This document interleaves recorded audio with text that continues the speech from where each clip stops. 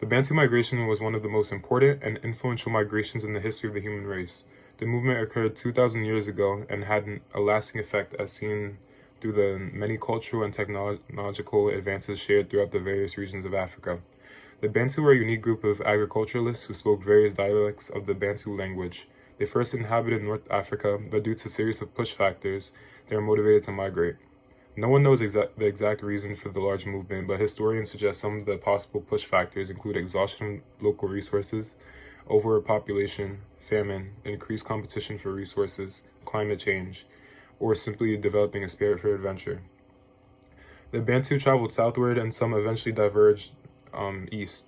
Small groups of Bantu migrated into Central Africa and then across the Great Lake regions of East Africa. The heartland of the Bantu were the savannas and rainforest regions of the Niger River, where the majority settled. They were able to develop iron tools using the iron ore they had found. The iron tools were able to improve agricultural yields as well as strengthen their weaponry. They were able to farm along the river. The crops they produced included millet, sorghum, dry rice, beans, oil palms, and melon. From there, the Bantu spread further into what is now Zimbabwe, Botswana, Mozambique, and eastern South Africa. Overall, the Bantu had a significant impact on the entirety of Africa's political practices, economics, and culture. And if you take a look to the storybook, and if you draw your attention over to the Bantu migration storybook, here you'll see where the Bantu first inhabited North Africa. As you can clearly see, they overused the natural resources, leaving the land barren. So they made the decision to migrate.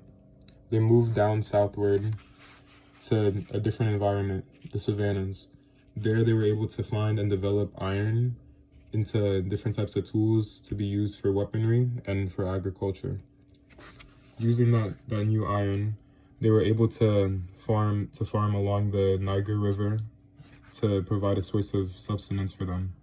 And from there, they moved and settled into the savannas, where they stayed. Yeah, there's Bob.